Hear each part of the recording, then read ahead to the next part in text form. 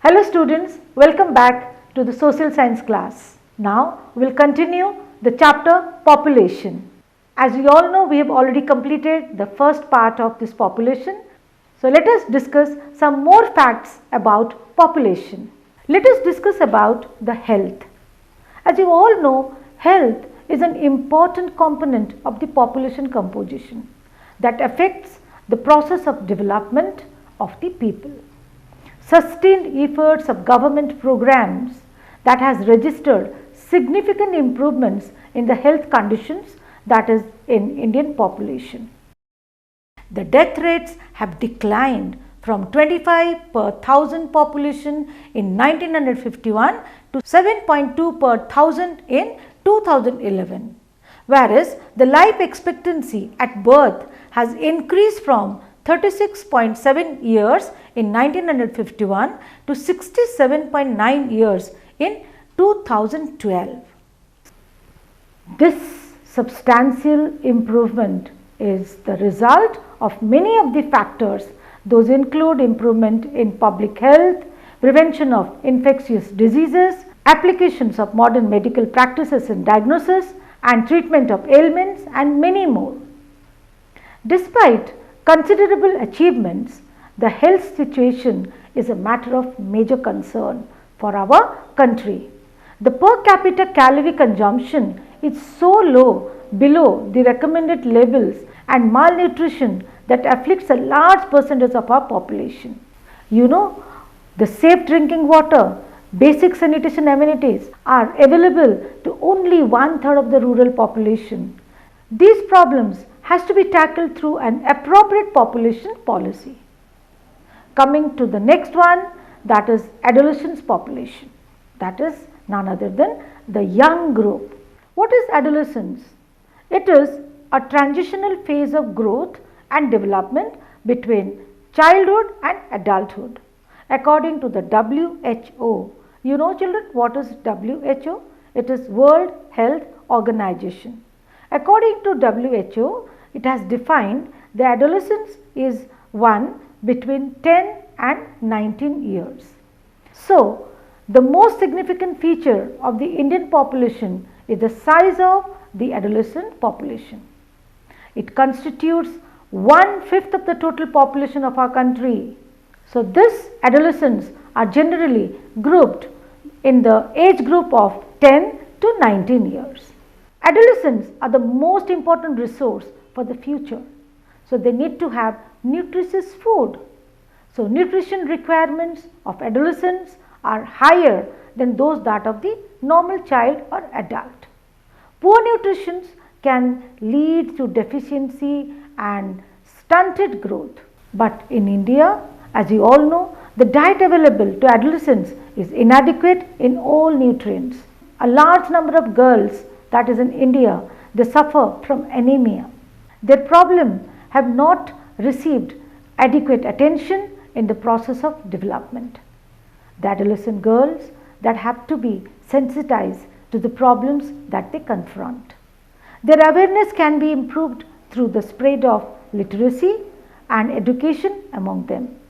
Coming to the next component of the population, that is the national population policy. What are the policies have been undertaken by the government?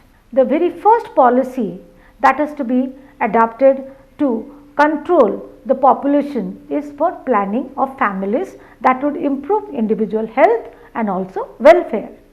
The Government of India that has initiated the Comprehensive Family Planning Program in 1952. The Family Welfare Program that has sought to promote responsible and planned parenthood on a voluntary basis.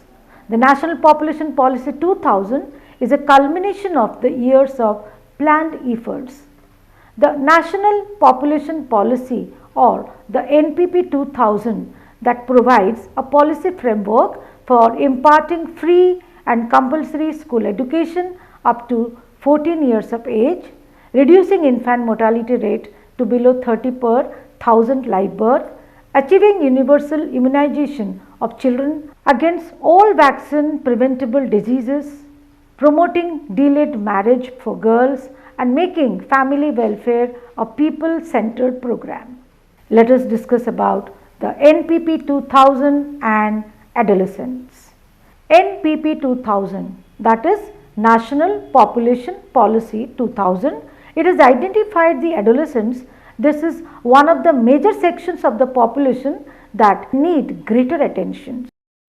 Besides nutritional requirements, the policy put greater emphasis on other important needs of adolescents, that is protection from unwanted pregnancies and sexually transmitted disease, that is called STD. It called the programs that aim towards encouraging delayed marriage and childbearing education of adolescents about the risk of unprotected sex, making contraceptive services accessible and affordable, providing food supplements, nutritional services, strengthening legal measures to prevent child marriage. Child marriage, it's a curse to our society, so it has to be prevented. So, people as regarded one of the most valuable resources of the country. So, a well educated, healthy population, they can provide potential power. Thus, we can conclude by saying the country's population is an asset, not a liability. Our focus should be on providing education and healthcare to mobilize a large workforce that could drive economic growth. So, we have completed population. Let's discuss some of the question along with its answer. Distinguish between population growth and population change. Okay, the answer is population growth. Growth of population refers to the change in the number of inhabitants of a country, territory during a specific period of time, say during the last 10 years.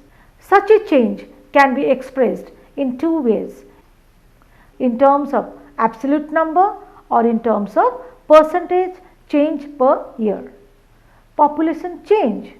There are three main processes of change of population: birth rate, death rate and migration. The natural increase of population is the difference between birth rate and the death rate. The birth rate is the number of live births per 1,000 persons in a year.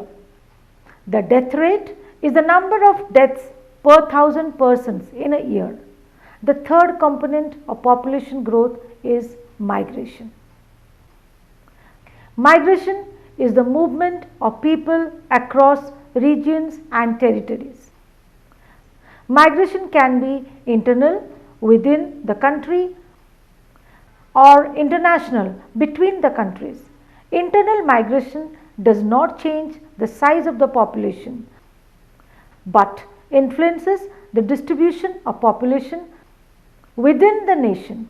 Migration plays a very significant role in changing the composition and distribution of population. Here is a question for you. What is the relation between occupational structure and development? Right. The answer is the percentage of a population that is economically active is an important index of development.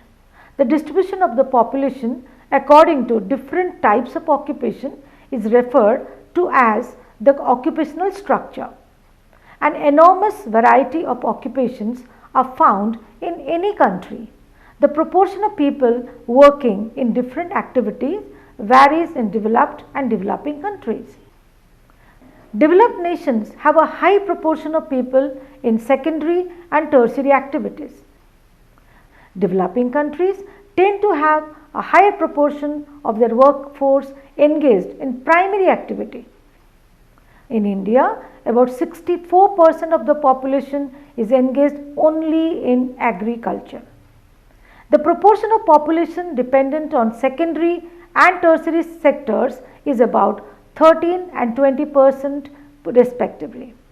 There has been an occupational shift in favor of secondary and tertiary sectors because of growing industrialization and urbanization in recent times. Here is the next question. What are the advantages of having a healthy population? Well, the answer is health is an important component of population composition which affects the process of development.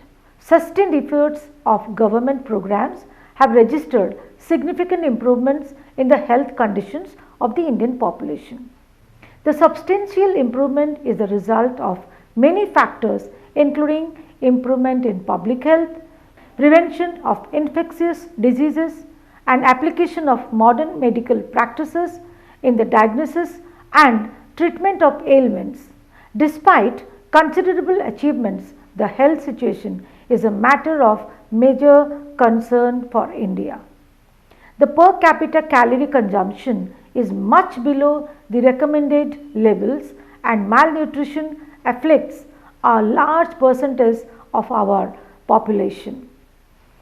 Safe drinking water and basic sanitation amenities are available to only 1/3 of the rural population. These problems need to be tackled through an appropriate population policy. Here is one more question. What are the significant features of the National Population Policy 2000? Well, the answer is the significant features of the National Population Policy 2000 are: Bit 1. NPP 2000 identified adolescents as one of the major sections of the population that need greater attention. 2. Besides nutritional requirements, the policy puts greater emphasis on other important needs to adolescents, including protection from unwanted pregnancies and sexually transmitted disease, that is STD. 3. It called for programs that aim towards encouraging delay marriages, childbearing education of adolescents about the risks of unprotected sex, making contraceptive services accessible and affordable, providing food supplements, nutritional services, strengthening legal measures to prevent child marriage. So students, here we come to the end of the chapter population. I hope you might have understood the concept of the chapter population. What we all studied? It's all about the population, its size, its growth, and about the many factors about the population, its important characteristics, its qualities such as its growth, its density of population, population size. So also what are the factors that affect the population of a country. As you all know, we have also discussed about some of the important policy, that is National Population Policy adopted in the year 2000.